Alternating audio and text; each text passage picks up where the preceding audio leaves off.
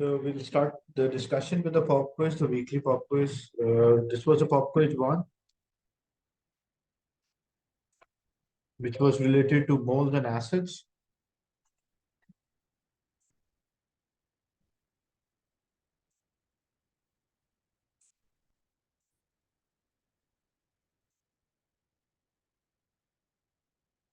So the first question, which compound contained 2.3 exponent 22 molecules in 2.5 grams? So how to work out this? First, you should find the moles. Like if you want to find the moles of the carbon monoxide, so 2.5 divided by the molecular mass of carbon monoxide, 28. For carbon dioxide, 2.5 divided by 44. For sulfur dioxide, 2.5 divided by 64.1. And for sulfur trioxide, it will be 2.5 divided by 80.1. This will give us first the moles of each.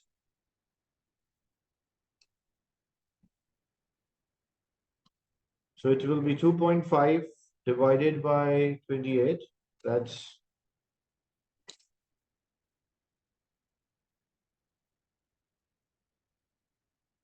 2.5 divided by 28. That will give us 0.089. For 2.5 divided by 44, that is 0.056. 2.5 divided by 64.1.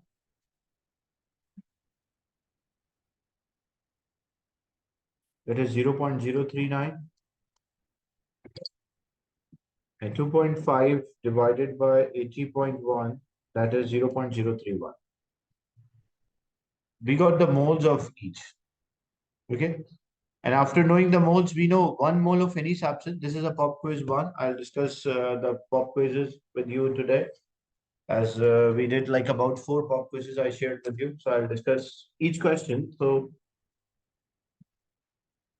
because we know 1 mole of any substance will contain 6.02 exponent 23 mole, like molecules are there or particles are there.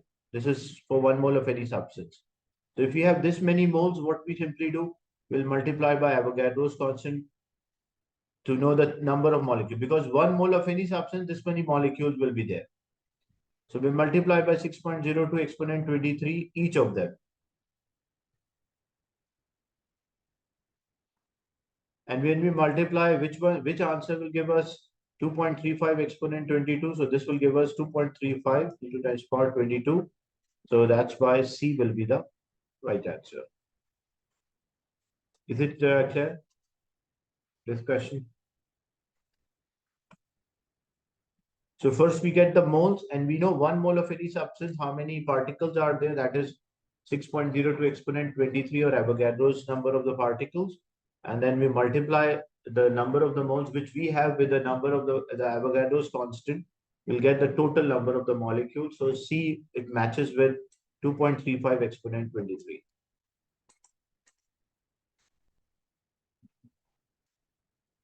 In question 2, what is the concentration of hydroxide ion in a solution that contains 5 grams of barium hydroxide in 250 cm3?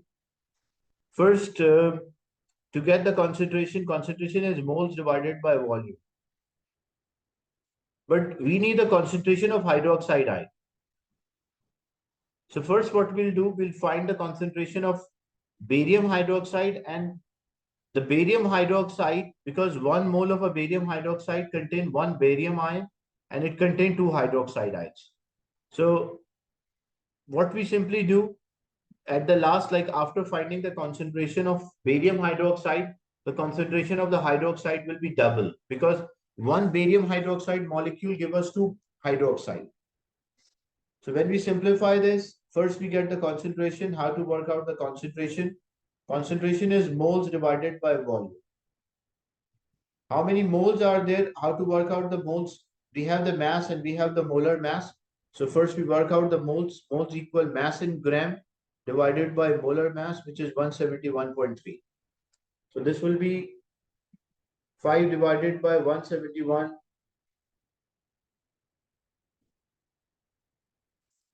5 divided by 171.3, which is equals to 0.029. So we got the mole 0.029. What about the volume? The volume is in cm cube. We must convert into dm cube. So 250 divided by 1000, that is 0.25. So to get the concentration, 0.029 divided by 0.25, that is equals to 0.116. But this is a concentration of what? This is a concentration of barium hydroxide. But in the question, they only ask the hydroxide ions. So the concentration of hydroxide ion should be double. Why? Because 1 mole will give us 2 as barium hydroxide. When it dissociates, it will give 1 barium ion and it gives 2 hydroxide ions. So if we have the concentration of barium hydroxide 0.116, what is the concentration of hydroxide? X. But the ratio between them is 1:2. So when we cross multiply, we get the value of X. So X will come out as 0.23. So 0.23, it matches with option D. So D is the right answer for this. Is it clear? Discussion?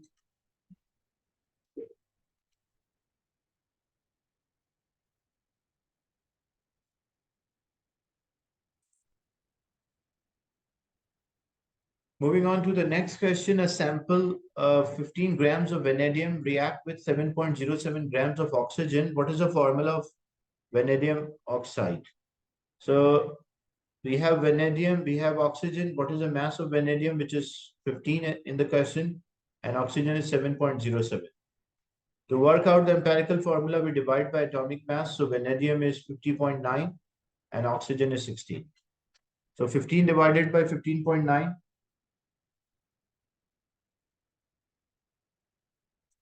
15 divided by 50.9, that is equals to 0.24, 0.294. And 7.07 divided by 16, that's equals to 0.441. We divide by atomic mass first, and then we divide by the smallest value. So we divide by 0.294 here, we divide by 0.294. This will be 1. And if this we divide by 0.294, that's equals to 1.5, 1.50. So whenever one of the values 1.5, 2.5, 3.5, what we simply do, we multiply all of them by 2. So this will be 2 and this will be 3. So what's the formula of vanadium oxide? It will be V2 and O3. So P should be the right answer. That's how we work out the empirical formula. Then what is the pressure for 5 mole of nitrogen in a container with a volume 1.5 and it is heated to 500 Kelvin? We have the equation PV is equals to nRT, where P is the pressure we don't know, V is the volume of a gas. It should be in meter cube, so it is already in meter cube. N is the number of the moles, 5. R is a constant, the general gas constant, 8.31. And T is the temperature, that must be Kelvin, so 500. So this one you just have to multiply. So 5 multiplied by 8.31 multiplied by 500 divided by 1.5. So when you simplify, it will give us about 13,900 Pascal. So C should be the right answer.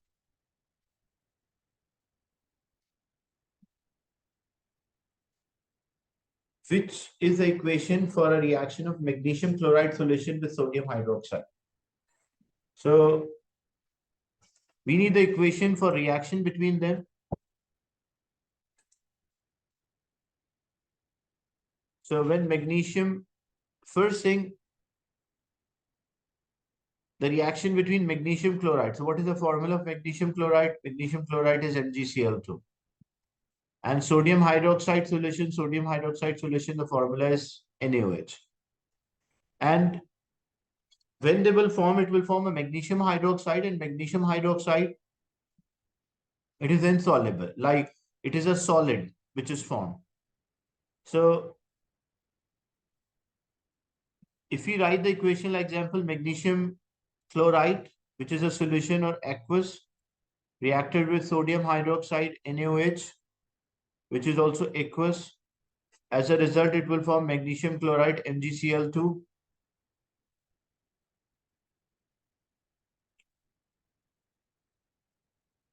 As a result, it will form magnesium hydroxide MgOH twice, which is a solid, and it will form sodium chloride NaCl. So we must first balance the equation. So we put 2 here, and this is also aqueous.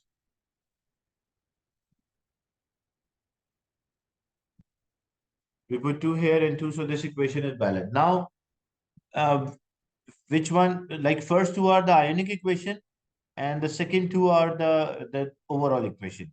But what is the problem here? Why C is wrong? Because magnesium chloride formula is incorrect. Why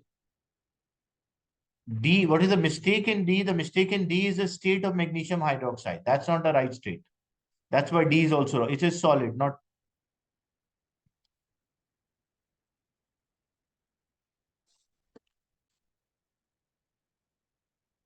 So magnesium hydroxide is insoluble. That's why it is solid. Now you're left with ionic equation. Now which of the ionic equation is correct? So when we cancel out the common ion in aqueous, so chlorine will cancel with chlorine, sodium will cancel with sodium. So what we are left with? We are left with one magnesium ion and two hydroxide ion. As a result, it will form magnesium hydroxide.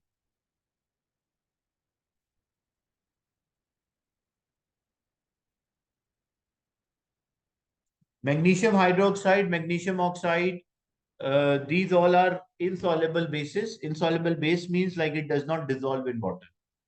You have to learn the names of insoluble bases. Calcium hydroxide is partially soluble. That's why B is the right answer. So you have to learn the name of all insoluble bases. Is it clear? Discussion? So first we check the overall equation. Why overall equation was not correct? Because the state of magnesium hydroxide was incorrect. And then you have to check the ionic equation, which of the ionic equation is correct.